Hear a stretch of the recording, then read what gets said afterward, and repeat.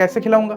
मैं एक यूं यूं कर लूंगा, यूं, है ना? मैं कहूंगा भाई छोटे छोटे 1 किलो 2 किलो, इधर हाथ पकड़ लो, इधर हाथ पकड़ लो, फिर यूं यूं करके घुमाएंगे तुमको, यूं यूं करके घुमाएंगे तुमको। तो मैं बीच में मोटा तगड़ा स्टेबल हूं ना, बिल्कुल पोल की तरह वर्क करूंगा ना। तो सेंटर पे कौन रहेगा? जिसका साइज बड़ा होगा। मुझको याद कर लेना जब भी ऐसा कोई क्वेश्चन आए।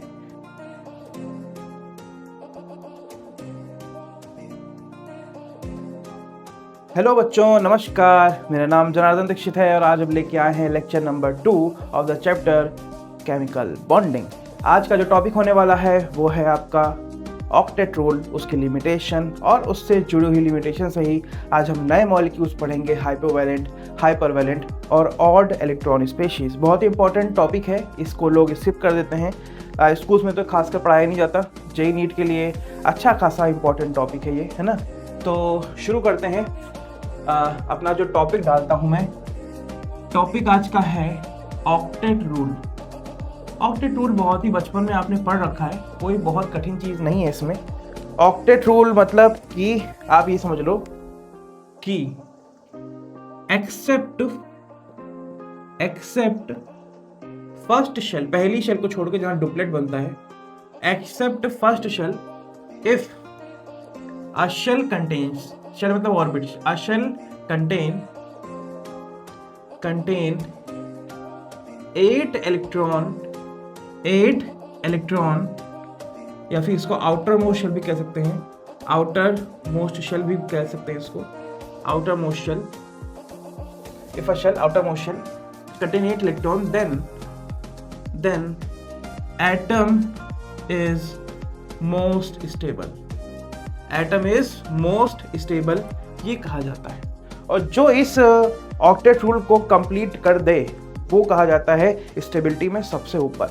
जैसे कि हमारी नोबल गैसेस होती हैं, जैसे कि हमारी नोबल गैसेस होती हैं जो हमारे ग्रुप नंबर 18 में पाई जाती हैं, ग्रुप में, जैसे कि हमारी वही हीलियम, नियॉन, आर्गन, क्रिप्टन और जेनॉन का नंबर 54। क्या सर आपको पूरी पीरियड टेबल याद है? क्या आप पूरी पीरियड टेबल एक बार में लिख सकते हो? लिख सकते हैं रे, इसमें क्या है, हम लिख देंगे। हमको बचपन में 2 का टेबल याद नहीं हुआ था, याद कर लिया था, तो पीरियड टेबल भी याद नहीं थी, याद कर लिए। ठीक है, ठीक है, अच्छा आओ। सर एक और होता है डुप्लेट रूल भी होता है, वही इसका भाई, छोटा भाई। डुप्लेट रूल किसके लिए लगता है? खासकर हाइड्रोजन के लिए लगता है ना? हाइड्रोजन के लिए लगता है ये खासकर, जहां पे आपकी अगर फर्स्ट शेल में जो आउटर मोस्ट शेल है किसी भी एटम के लिए, आउटर मोस्ट शेल है किसी भी एटम के लिए, अगर उसमें 2 इलेक्ट्रॉन हो जाएं तो यहाँ पे भी मोस्ट स्टेबल हो जाएगा। और इसका एग्जाम्पल आपके सामने हाइड्रोजन है, इसका एग्जाम्पल आपके सामने हाइड्रोजन है। हाइड्रोजन लाइक स्पेशीज हो सकती हैं कुछ, है ना? आगे चल के उनके बारे में बताएंगे। जैसे इसका आइसोटोप भी होता है, ड्यूटेरियम, ट्रिटियम, ट्राइटियम, है ना? तो वो सब चीजें। लेकिन सर आज क्या इतनी आसान चीजें पढ़ने आए हैं हम? नहीं सर, आपको तो हम पढ़ाएंगे लिमिटेशन इन ऑक्टेट रूल। कौन फॉलो नहीं करता? बचपन में ये नहीं पढ़े थे, बचपन में ये नहीं पढ़े थे, limitation of octet rule. Octet rule sir, यही लिमिटेशन आज आपको पढ़ाएंगे, यही इस लेक्चर में पूरी कहानी रहेगी।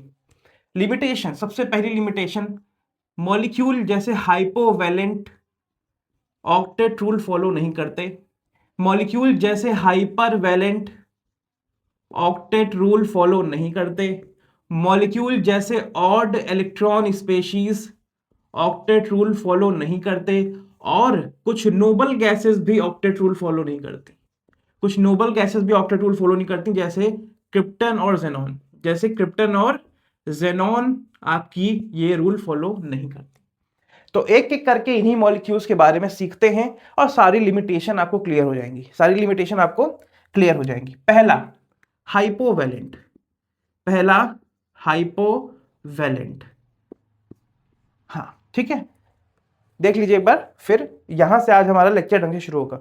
अच्छा ये बताओ भाई, आप लोग तो कई बच्चे हैं आप में से जो बड़े स्कूलों में नहीं जाते, नहीं आप में से कई बच्चे बड़े स्कूल्स में भी जाते हो, बड़ी कोचिंग में भी जाते हो, उसके बाद भी आप नहीं पढ़ते हो, उसके बाद भी टीचर से आपको समझ में नहीं आता है। क्यों नहीं आता है बे? अब तो आना चाहिए। हैं? मतलब सर सब कुछ मिल जाने के बाद भी समझ में नहीं आता, तो कुछ ना कुछ तो अंदर से ही है दिक्कत। मन नहीं लगता, टीचर अच्छा नहीं लगता, तो टीचर बदल के भी आप लोग देख लेते हो, उसमें तो आप कोई बड़ी बात नहीं है। आप लोग तो कहते हो कि टीचर बदलो, तो कोचिंग वोचिंग में तो टीचर बदल ही दिया जाता है। तो सब कुछ तो होता है, फिर आप लोग खुश क्यों नहीं होते हो? तब भी नहीं पढ़ते हो। नंबर वही, नंबर लाना गया तेल लेने। अभी तुम्हारे ज़माने में जैसे तुम लोग हो ना आजकल, तुम्हारे जैसे बच्चों को पास भी नहीं करते थे, फांसी लगा के मर जाते थे। तुम लोग को फांसी से बचाने के लिए तो सरकार ने इतना आसान कर दिया है, सबको नंबर बांटे जाते हैं। 99% की इतनी झड़ी लगती है कि पेपर में छप नहीं पाते, इतने 99% वाले होते हैं। नहीं, एक हमारा जमाना था कि 92% यूपी का टॉपर होता था, और उसकी आज के बराबर जितनी मोदी मोदी जी की फोटो आती ना बड़ी बड़ी पेपर में शुरुआत में, उतनी बड़ी उस बच्चे की फोटो आती थी। अब तो 99 वाले इतने लगे हुए हैं कि 99 वाला बच्चा रो देता कि भैया आज मेरी फोटो नहीं छपी यार, आज मेरी फोटो नहीं छपी। आज इस पेपर में वो अपना 99% वाला अपनी फोटो ढूंढता है। एक हमारा जमाना था जब 92% वाला पूरे फ्रंट पेज पे छपता था। क्या यार, सस्ता कर दियो यार पढ़ाई को। पढ़ाई तो महंगी हुई है, क्वालिटी सस्ती हो गई। छोड़ो। हाइपोवैलेंट क्या होते हैं सर जी? आज थोड़ा मूड अच्छा है। पता नहीं क्या है ना। हाइपोवैलेंट तो अबे क्या होता है? हाँ, जहां पे 8 इलेक्ट्रॉन से कम होते हैं वहां पे हम कहते हैं हाइपोवैलेंट मॉलिक्यूल। क्या होता है समझो, इधर आओ।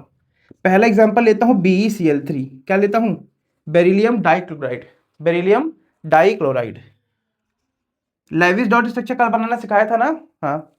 तो बेरिलियम का कितना नंबर होता है? हाइड्रोजन हीलियम लिथियम बेरिलियम 4 होता है, तो 1s2 और 2s2। क्लोरीन का तो कल सिखाया था 17 होता है, उसका तो लिखना आता होगा। 1s2 2s2 3s2 3p5। हाँ ठीक है। बेरिलियम के आउटर मोस्ट शेल में 2 इलेक्ट्रॉन होते हैं, तो यहाँ पे भी 2 इलेक्ट्रॉन दिखा देते हैं ऐसे। क्लोरीन के कितने होते हैं? 1 2 3 4 5 6 7 होते हैं। इधर भी एक और क्लोरीन बना दो, 1 2 3 4 5 6 7 होते हैं। तो मुझको लग रहा है कि ये क्लोरीन की स्टेबिलिटी बन गई, ये इस क्लोरीन की स्टेबिलिटी बन गई। बेरिलियम की स्टेबिलिटी कहां से बनेगी भैया? बॉन्ड तो इन्हीं 2 इलेक्ट्रॉन के बीच में बना है, बॉन्ड तो इन्हीं 2 इलेक्ट्रॉन के बीच में बना है। तो हम बॉन्ड बनाए, ये बना दिया बेरिलियम के लिए। तो बेरिलियम के पास शेयरिंग करने के बावजूद कितने इलेक्ट्रॉन है आउटर मोस्ट शेल में?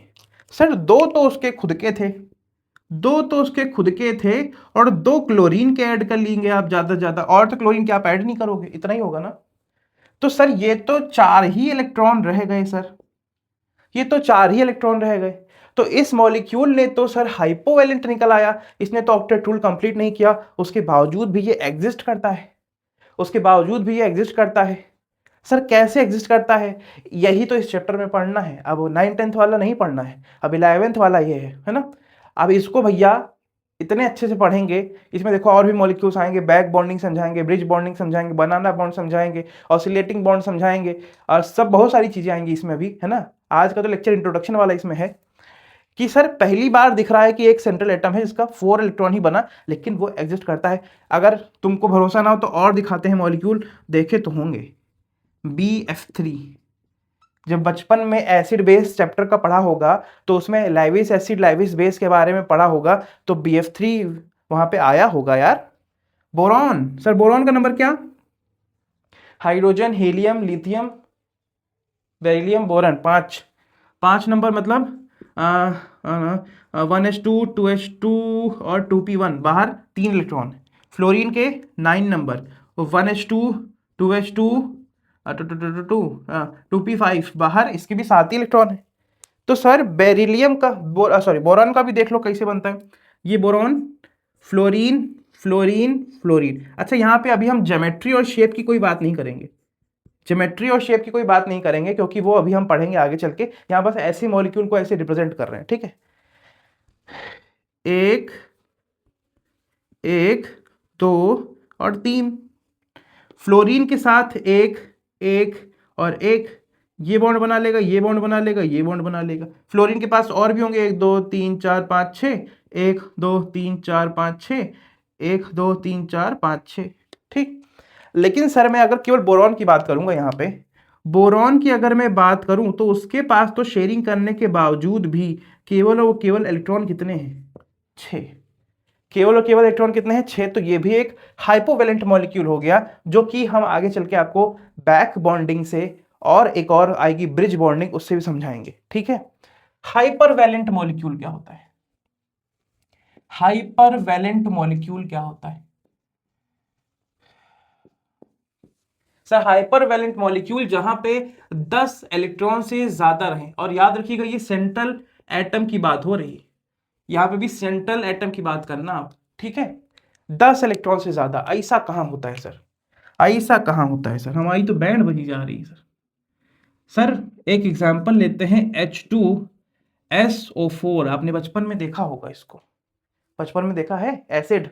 इसका स्ट्रक्चर क्या होता है? और सर और सेंट्रल एटम किसको बनाते हैं? देखो भाई, जिसका नंबर कम हो वो सेंट्रल एटम, नंबर कम है सेंट्रल एटम, अब यही मान लो। और जैसे जैसे बढ़ते रहेंगे वैसे वैसे आपको बताएंगे कि कौन सेंट्रल एटम है, कौन सेंट्रल एटम। अगर मान लो 2 ही है तो उसमें कोई सेंट्रल एटम नहीं होता, वो तो डाइपोलर हो गया। लेकिन 3 4 ऐसे मॉलिक्यूल हैं तो उसमें सेंट्रल एटम बनाना पड़ता है, ठीक। सेंट्रल एटम इसमें होगा सल्फर, सबसे कम नंबर है, सबसे कम नंबर। 4 ऑक्सीजन इसके आसपास लगाने हैं और 2 हाइड्रोजन इसके आसपास लगाने हैं। मुझको लग रहा है कि ऑक्सीजन पहले लगाना शुरू करें तो ऑक्सीजन तो डबल बॉन्ड बनाता है, एक ऑक्सीजन ऊपर लगा दिया, एक ऑक्सीजन नीचे लगा दिया। क्यों सर? ऑक्सीजन के पास 6 इलेक्ट्रॉन होते हैं तो उसको डबल बॉन्ड बनाना पड़ता है 8 इलेक्ट्रॉन कंप्लीट करने के लिए, तो नीचे वाले का ऊपर वाले का ऑक्टेट कंप्लीट, ठीक। अब क्या करें सर? इधर लगा देते हैं एक OH, इधर लगा देते हैं एक OH। सर आपको कैसे पता चला OH लगाना था? सर प्रैक्टिस करते करते आ जाएगा इतना क्या मरे जा रहे हो बे। एक जमाना था जब तुम टेबल नहीं याद कर पाते थे, गिनती 1 2 3 करते थे, है ना। आप साइन कॉस थीटा को ऐसी तैसी कर देते हो, बड़े बड़े मैथ के क्वेश्चन तुम सॉल्व कर रहे हो, बायो की कठिन से कठिन डायग्राम और क्या कहते हैं, अरे डायग्राम और क्या कहते हैं, और क्या कहते हैं भाई डायग्राम के अलावा? फिगर, फिगर, हाँ फिगर बना रहे हो, हाँ फिगर, ठीक है। अच्छा सर लेकिन बात समझ में नहीं आई, सल्फर की कितने इलेक्ट्रॉन होते हैं? सल्फर के 16। तो 1s2 2s2 2p 6 3s2 और 3p4। आउटर मोस्ट शेल में कितने इलेक्ट्रॉन? 6। और सर बॉन्डिंग में कितने पार्ट ले लिए? देखो 1 2 3 4 5 6। और सर शेयर कितने कितने हैं इसके साथ? 1 2 3 4 5 6। अरे सर 6 खुद के थे और 6 शेयर कर दिए इसके पास, तो टोटल शेयरिंग के बाद 12 इलेक्ट्रॉन आ गए सर। ओ सॉरी, अबे 8 8 लिखना बे यहाँ पे, 10 पता नहीं कहाँ से लिख दे रहा हूँ। ओ माफ करना बे, माफ करना, माफ करना, माफ करना, ठीक है। अच्छा यहाँ पे 8 है, ऑक्टेट रूल पढ़ रहे हैं बे, ठीक है। 12 कैसे आ गया सर? एक और मॉलिक्यूल दिखाते हैं, आपने पढ़ा होगा PF5। PF5 सर फोस्फोरस का नंबर कितना? 15। 1s2 2s2 2p6 3h2 3p3। Sir 5 electron बाहर होते हैं, और 5 इलेक्ट्रॉन बाहर, 1 2 3 4 5, एक फ्लोरीन, एक फ्लोरीन, एक फ्लोरीन, एक फ्लोरीन, एक फ्लोरीन। सर ये क्या हुआ सर? 5 तो खुद के हो गए और 5 सामने वालों के, शेयरिंग करने के बाद हमारा तुम्हारा तुम्हारा हमारा, तो कितने हो गए? 10 इलेक्ट्रॉन हो गए। सर ये भी एग्जिस्ट करता है, इसको भी हमने सुना, उसको भी हमने सुना है, बचपन में कभी सोचा ही नहीं था जब टीचर हमको ऑक्टेट रूल पढ़ा रहा था। ए मोटे भैया तुम क्या बता ही दे वे। सर ये एग्जिस्ट करता है, और कैसे करता है सब आपको समझाते हैं। देखो चाहे ये वाला कन्फिग्रेशन हो चाहे ये वाला कन्फिग्रेशन हो, इसके आगे 3D होता है, इसके आगे भी क्या होता है? 3D होता है। पढ़ा के आए हैं पिछले चैप्टर में, सीक्वेंस से लगा रखा है, तभी हमने ऐसे वैसे नहीं पढ़ा रहे आपको, ठीक है। 3D होता है, 3D होता है। 3D में कितने इलेक्ट्रॉन आ सकते हैं? 10 इलेक्ट्रॉन आ सकते हैं। कितने इलेक्ट्रॉन आ सकते हैं? 10 इलेक्ट्रॉन। तो सर ये लोग बॉन्डिंग कर सकते हैं, इनके पास ऑर्बिटल खाली है। मकान में तुम बड़े पैसे वाले हो बे, और मान लो तुम्हारे घर में 10 कमरे खाली हैं, तो तुम्हारे एक दिन कहीं सारे तुम्हारे क्लास के दोस्त कहें कि भाई आज तुम्हारे घर में आएंगे, तुम्हारा बर्थडे है, रात में सोएंगे तुम्हारे साथ, मतलब तुम्हारे साथ क्या अलग अलग कमरों में सोएंगे जाके, है ना। तो तुम कहोगे हाँ आ जाओ, तो आ जाओ तो ठीक है, लेकिन कहाँ कहाँ रुकेंगे? तो रुकने की जगह है। लेकिन फिर वहीं पे मेरा बर्थडे एक दिन पड़ा, सबने कहा कि सर आपके घर हम आएंगे। मैंने कहा बेटा मेरा घर तो केवल यही इतना बड़ा 4x4 का कमरा है, तो बड़ा प्यार होगा तो बाहर से ही गले मिल के चले जाओगे, लेकिन रात तो नहीं रुकोगे।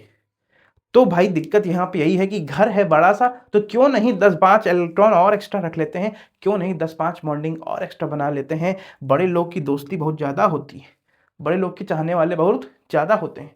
वहीं पे सर क्वेश्चन बड़ा मशहूर है, क्वेश्चन बड़ा मशहूर है। कहा यह जाता है कि बताओ NF5 एग्जिस्ट नहीं करता बट PF5 एग्जिस्ट करता है। ये क्वेश्चन का आंसर बताओ, ये क्वेश्चन का आंसर बताओ। देखो भाई मेरे, नाइट्रोजन का अगर कन्फिग्रेशन लिखो 7 होता है, तो 1s2 2h2 और 2p3। बाहर कितने इलेक्ट्रॉन है? 5 इलेक्ट्रॉन है। तो कहोगे सर 5 बॉन्डिंग करवाओ ना सर, 5 इलेक्ट्रॉन और आएंगे ना सर। लेकिन कहाँ आएंगे सर? इसके पास 2d नहीं है, 2d नहीं है, इसके पास 2d नहीं है। तो 2d तो है नहीं, तो एक्स्ट्रा 5 इलेक्ट्रॉन कहाँ रख लेगा? 3p में रख लेगा। अभी भी 2 इलेक्ट्रॉन और रखने की जगह चाहिए थी, कहाँ रख लेगा? नहीं रख पाएगा, नहीं रख पाएगा। इस वजह से मॉलिक्यूल एग्जिस्ट नहीं करता। और PF5 एग्जिस्ट करता है क्योंकि इसके पास 3d है। सामने से आपको एक बात बता रहा हूं कि अब इसको एक जनरलाइज वे में समझ लेते हैं, जनरलाइज वे में समझ लेते हैं। क्या क्या कहना चाह रहा हूं, आपके जितने भी सेकेंड पीरियड के एलिमेंट होते हैं, सेकेंड पीरियड के एलिमेंट होते हैं, उनके पास d ऑर्बिटल नहीं होता है, d ऑर्बिटल नहीं होता है। जिसकी वजह से सेकेंड पीरियड के जो मॉलिक्यूल होते हैं, सेकेंड पीरियड के जो एलिमेंट्स होते हैं वो एक्सेसिव बॉन्डिंग शो नहीं कर पाते, एक्सेसिव बॉन्डिंग शो नहीं कर पाते, नहीं करते हैं। जैसे PF5 ने कर दिया, सल्फर के पास भी 3d है, ऑक्सीजन नहीं करेगा, ऑक्सीजन नहीं करेगा, ठीक है। SF6 एग्जिस्ट करता है, SF4 एग्जिस्ट करता है, बट OF4 एग्जिस्ट नहीं करता। मैं कह रहा हूं SF4 एग्जिस्ट करता है, बनता है मॉलिक्यूल, SF6 मॉलिक्यूल बनता है, बट OF6 मॉलिक्यूल या फिर OF4 मॉलिक्यूल नहीं बनता। कैसे बनेगा बेटा? नहीं बनता, ठीक है। तुम्हारी अदाओं पे हम बारे बारे। तो ऑड इलेक्ट्रॉन स्पेशीज पढ़ते हैं इसके बाद, है ना। ऑड इलेक्ट्रॉन स्पेशीज, तुम क्या ही बताएं तुम्हारे दिल में क्या है। ऑड इलेक्ट्रॉन, अच्छा ऑड इलेक्ट्रॉन लिखना भी यहाँ पे, ऑड इलेक्ट्रॉन है। आज ज्यादा ही खुश हैं। बस बात यह है कि तुम लोग पढ़ने वाली वीडियो नहीं देखते, उसका दुख है, बड़ा दुख है। चलो कोई बात नहीं, डालता हूँ क्योंकि मैं भी जब छोटा था ना तो मुझको भी लगता था कि अरे भाई पूरा पढ़ाओ यार, आधा अधूरा नहीं। अभी मैं अगर कुछ वीडियो यहाँ डालूँ, कुछ वीडियो कहीं और डाल दूँ, तब भी नहीं देखोगे। जब एक बार मैं बताऊँ, इस साल ये वीडियो नहीं देखी जाएंगी। जब एक बार जनवरी तक फरवरी तक पूरा पढ़ा के डाल दूंगा ना, तो फिर लोग कभी कोई चैनल खोलेगा तो कहेगा भाई ऑर्गेनिक भी पढ़ा रखी, भाई फिजिकल की भी पूरी एक्सरसाइज पढ़ा रखी है, भाई ये भी कर रखा, भाई वो भी कर रखा है, भाई ये मोटा टीचर तो किसी कोचिंग वोचिंग में ही पहले पढ़ाता था, नहीं भी पढ़ाता था। तो जो कंटेंट आपको कोचिंग में मिलता है वही कंटेंट आपको यहाँ मिलता है, जो आप ऑनलाइन फीस दे के देखते हो, फ्री में मिलेगा। इसके बाद नोट्स भी मिलेंगे आपको व्हाट्सएप ग्रुप में। अभी तो आने 2-3 चैप्टर के डाल चुका हूँ, और भी चैप्टर के आने वाले, ठीक है। तो वो सब लोग देखेंगे तो कहेंगे कि हाँ भाई मोटा कुछ तो अपनी मेहनत करके गया है। और इतना आसान नहीं है वीडियो बनाना बेटा, दम निकल जाती है, गला सूख जाता है। अकेले बोलना है यहाँ पे, और नहीं बोलूँगा तो वीडियो वैसे भी नहीं चलती है और नहीं चलेगी। अगर मैं सोचूं कि मैं पानी पीऊँ बैठ के, चाय पीऊँ बैठ के, है ना, तो वैसे भी नहीं चलने वाला है, वैसे भी नहीं चलने वाला है। ऑड इलेक्ट्रॉन, अबे ऑड इलेक्ट्रॉन का मतलब जानते होगे ना, एक इलेक्ट्रॉन बच जाए कहीं पे। एक मॉलिक्यूल दिखाएं तुमको, NO2 गैस। कभी तुमने पूछा नहीं अपने टीचर से कि सर इसका सेंट्रल एटम जो है वो ऑक्टेट रूल फॉलो नहीं करता? कैसे फॉलो नहीं करता सर? दिखाइए, दिखाइए ये इलेक्ट्रॉन फॉलो नहीं करता ये रूल, दिखाइए। नाइट्रोजन का कितना number 7, 1s2 2s2 2p 3, 5 electron बाहर है। तो नाइट्रोजन 1 2 3 4 5, ऑक्सीजन एक ऑक्सीजन इधर रख दो, एक ऑक्सीजन इधर रख दो। ऑक्सीजन कितने बॉन्ड बनाता है भाई मेरे? ऑक्सीजन इसके कितने इलेक्ट्रॉन, 1 2 3 4 5 6, 5 6, 1 2 3 4 5 6। ठीक है सर, ठीक है। दो बॉन्ड तो यहां से बन जाएंगे, इधर से बन गया एक बॉन्ड, इधर से एक बॉन्ड बन गया। सर नाइट्रोजन 3 बॉन्ड ही बना सकता है, याद रखिएगा, 5 बॉन्ड नहीं बनाएगा। केवल 3 की ही जगह खाली है, केवल 3। 2p में 2p6 हो सकता था मैक्सिमम, तो 3 की ही जगह खाली है, 2d नहीं है इसके पास, तो यहां से एक ही बॉन्ड बन सकता है। वो एक बॉन्ड होगा कोऑर्डिनेट बॉन्ड। जब ऑक्सीजन कहेगा भाई मेरे पास तो कमी है, देखो भाई मैं तो भी गरीब हूं, तो नाइट्रोजन कहता है क्यों नहीं, हम तुमको देते हैं, हम तुमको देते हैं, और हम तुम्हारे साथ कोऑर्डिनेट बॉन्ड बनाते हैं। कौन सा बॉन्ड बनाते हैं? कोऑर्डिनेट बॉन्ड बनाते हैं। और कोऑर्डिनेट बॉन्ड बनाने के बावजूद इसके पास क्या ऑक्टेट रूल कंप्लीट हो गया है? क्या ऑक्टेट रूल इसका कंप्लीट हो गया है? 1 2 3 4 5 6 7, नहीं सर, इसके पास एक ऑड इलेक्ट्रॉन दिख रहा है, इसका ऑक्टेट रूल कंप्लीट नहीं हुआ है, यही है आपका ऑड इलेक्ट्रॉन। और ये NO2 गैस आपने पढ़ी है कि नहीं पढ़ी है? एग्जिस्ट करती है कि नहीं करती है? करती तो है सर, करती तो है सर। तो क्या करें सर, एग्जिस्ट करें? यस सर, एग्जिस्ट करें सर। इसके बाद NO गैस आपने पढ़ी होगी, तो नाइट्रोजन ऑक्सीजन डबल बॉन्ड तो बना लेंगे, इसके पास 1 2 और 3, ये 3 इलेक्ट्रॉन ऑड इलेक्ट्रॉन है कि नहीं? यस सर, ये ऑड इलेक्ट्रॉन है, ऑड इलेक्ट्रॉन है सर। सर आपने एक और मॉलिक्यूल दिखाएं, ClO2, ClO2 देखें, बनाने की कोशिश करें। Cl, ऑक्सीजन इधर, ऑक्सीजन इधर। Cl तो सर कितने भी बॉन्ड बना सकता है, तो 2 बॉन्ड इधर से बना देगा, 2 बॉन्ड इधर से बना देगा। ठीक। Cl के पास आउटर मोशन में कितने इलेक्ट्रॉन होते हैं? फ्लोरीन, क्लोरीन, ब्रोमीन, आयोडीन, जितने भी हैलोजेंस होते हैं ना, आउटर मोशन में 7 इलेक्ट्रॉन होते हैं। कितने इलेक्ट्रॉन होते हैं? 7 इलेक्ट्रॉन। तो 1 2 3 4 5 6 7, एक इलेक्ट्रॉन इसके पास भी ऑड इलेक्ट्रॉन बच गया, इस वजह से इनको हम ऑड इलेक्ट्रॉन स्पेशीज कहते हैं, ऑड इलेक्ट्रॉन स्पेशीज कहते हैं। ठीक है, आई जी समझ में? अच्छा सर, नोबल गैस कौन कौन से मॉलिक्यूल बनाती हैं? नोबल गैस बहुत सारे मॉलिक्यूल बनाती हैं बेटा, दिखाते हैं आपको, दिखाते हैं आपको। Sir noble gas KR, krypton जो है वो KrF2 बनाता है। जेनॉन का सर XCO2 बनाता है। सर बहुत सारे इसके मॉलिक्यूल होते हैं। XeF4 होता है सर, बहुत सारे इसके मॉलिक्यूल होते हैं एक्सेट्रा। क्यों बनाता है, कैसे बनाता है, क्या प्रॉपर्टीज इनकी डिफरेंट हो गई हैं बाकी नोबल गैसेस से, इसको हम लोग पढ़ेंगे अपने P ब्लॉक वाले चैप्टर में। प्रॉपर्टीज किसमें पढ़ेंगे? P ब्लॉक वाले चैप्टर में। हाँ बेटा, और एक दो चीज़ें और यहाँ पे नोट कर सकते हैं। हाइपर वैलेंट को ही हम लोग सुपर ऑक्टेट मॉलिक्यूल बोलते हैं, सुपर ऑक्टेट मॉलिक्यूल बोलते हैं, या फिर इसी को हम लोग एक्सपेंडेड ऑक्टेट मॉलिक्यूल भी बोलते हैं, एक्सपेंडेड ऑक्टेट मॉलिक्यूल भी बोलते हैं। दो नाम इसके और हैं। ठीक है, अच्छा एक दो मॉलिक्यूल और दिखाने हैं आपको, एक दो मॉलिक्यूल और दिखाने हैं, वो लिमिटेशन वाला काम हो गया है, ऐसे एक दो मॉलिक्यूल और दिखा रहे हैं। ठीक है, इसमें O3 का मॉलिक्यूल हमको लेविस डॉट स्ट्रक्चर बनाना है, और हमको SnF3 का बनाना है, SnF3 का बनाना है।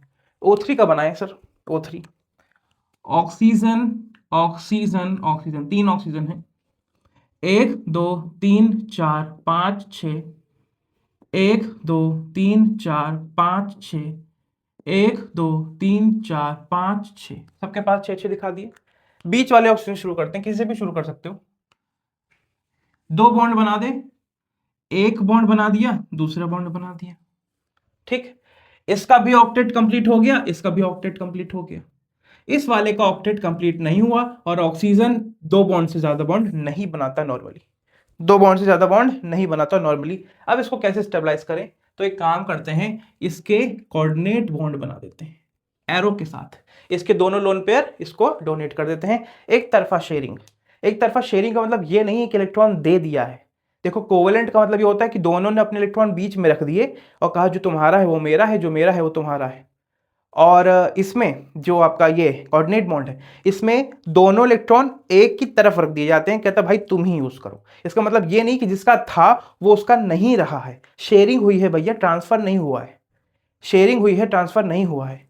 मतलब कैसे समझाएं, तुम्हारा एक दोस्त तुम्हारी क्लास में तुम्हारे साथ बैठता था, उसने कहा रबड़ दे दो, तुमने दे दी, शेयरिंग कर दी। लेकिन सर वो उसने रबड़ बीच में नहीं रखी, अपने बॉक्स में रख के घर ले गया, चोरी हो गई सर जी, चोरी हो गई सर जी। लेकिन अगले दिन वो लौट के आया तो वो रबड़ क्या तुम्हारी नहीं रह गई क्या? अभी तुम्हारी ही है, बस वो लेके बैठा हुआ है, तुम्हारी ही है वो, बस वो लेके बैठा हुआ है और तुमने उसके अंदर अपना नाम लिखा हुआ था, समझा नहीं, वो ले गया चोरी करके, है ना? ठीक है। अच्छा सर SnF3, अच्छा इसको थोड़ा सा और अगर एरो हटाना हो तो कैसा दिखाएं?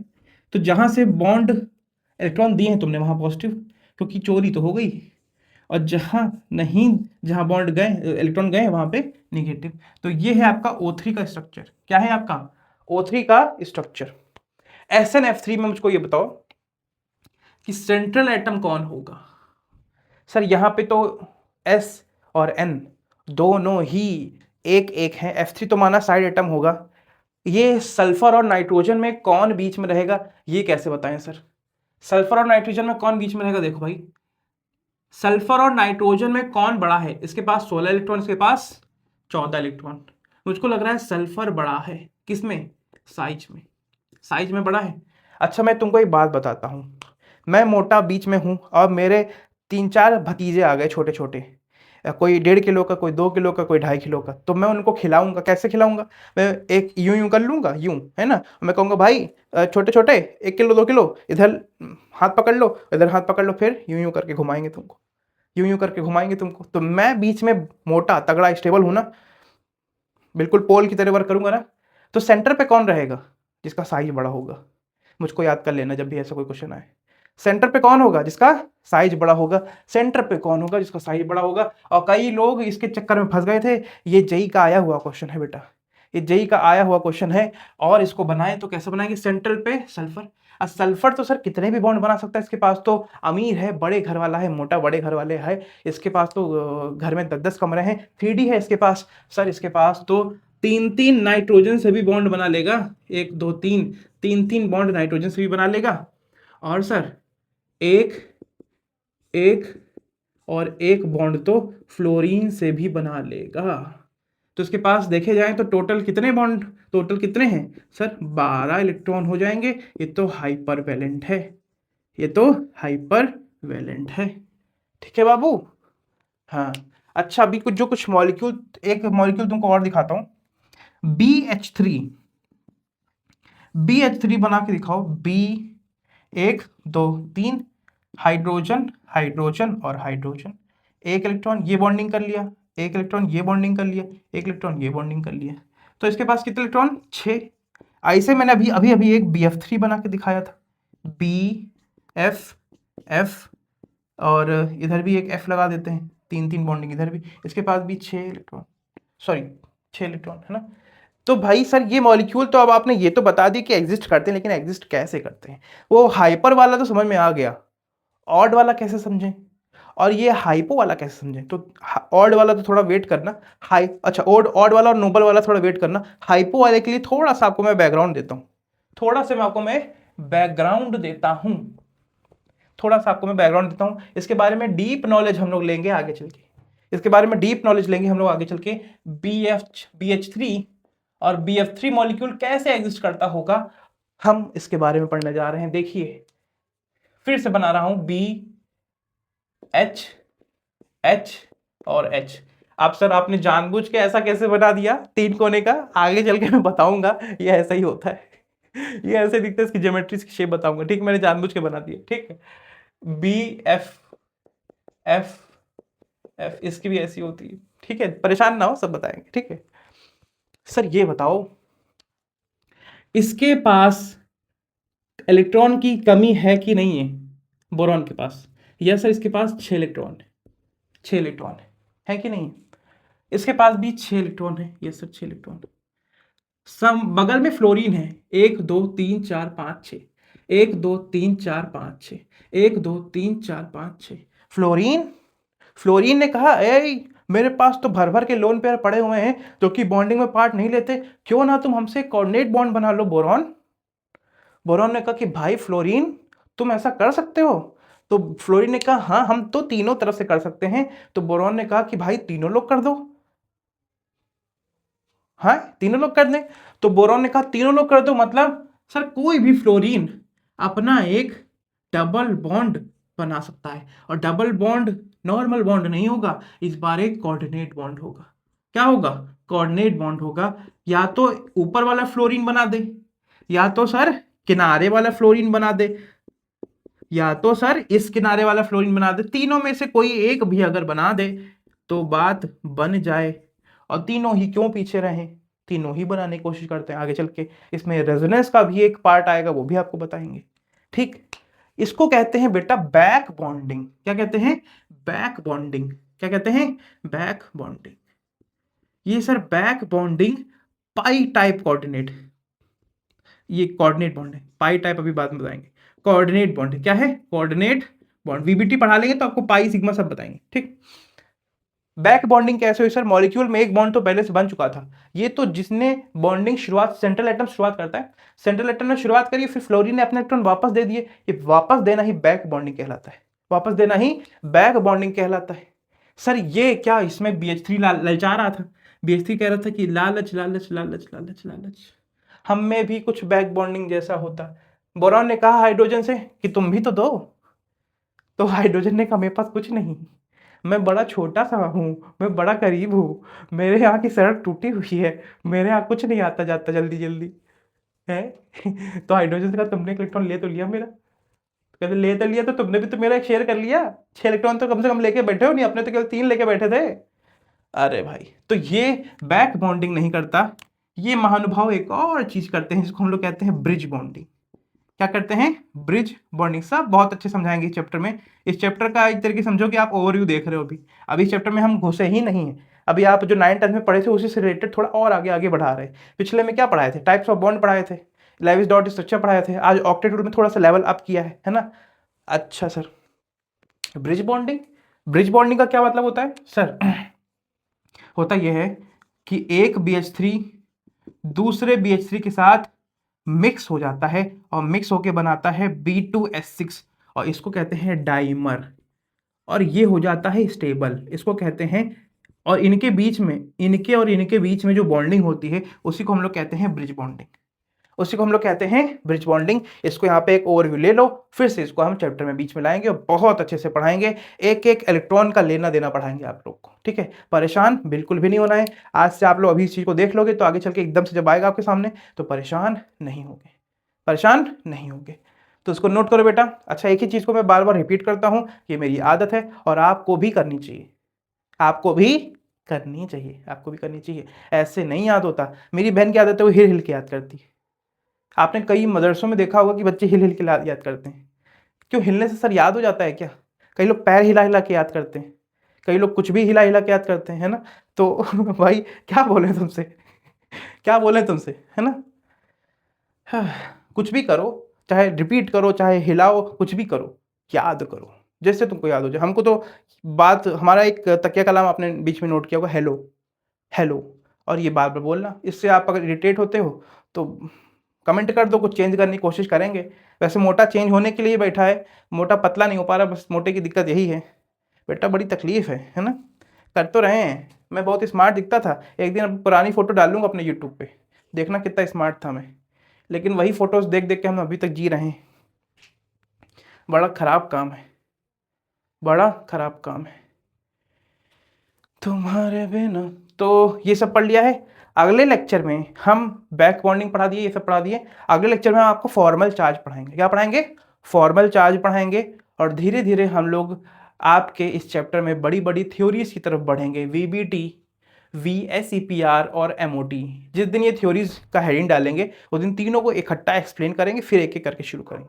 अभी तो बच्चों वाली चीज़ें कर रहे हैं, अभी आपको तो केवल ग्राउंड में लाने की तैयारी कर रहे हैं। ठीक है, ग्राउंड में लाने की तैयारी कर रहे हैं। और अभी यहाँ पे आयनिक और कोवेलेंट खत्म नहीं हुआ है, कुछ भी यहाँ पे छूटा नहीं है। एक बार 3 थ्योरीज वीबीटी, वीएससीपी और एमओटी पढ़ लेंगे तो फिर से ये कॉन्सेप्ट वापस आएगा, फिर से बैक बॉन्डिंग, आयनिक बॉन्डिंग सब वापस आएगा, है ना। और फिर से सीखेंगे हम लोग ये सब चीज़ें। तो धन्यवाद। मेरा नाम है जनार्दन दीक्षित, है और रहेगा और था, और आपका चुन्नू मुन्नू। मेरे प्यारे बच्चों, आते रहिएगा, थोड़े देखो वीडियो भैया, ऐसे नहीं करते। पिछली वीडियो देख क्या यार, केमिकल बॉन्डिंग तो ढंग से पढ़ लो बे, केमिकल बॉन्डिंग ढंग से पढ़ लो। और धन्यवाद, आते रहना मेरे प्यारे बच्चे। Thank you so much. Bye bye, bye bye.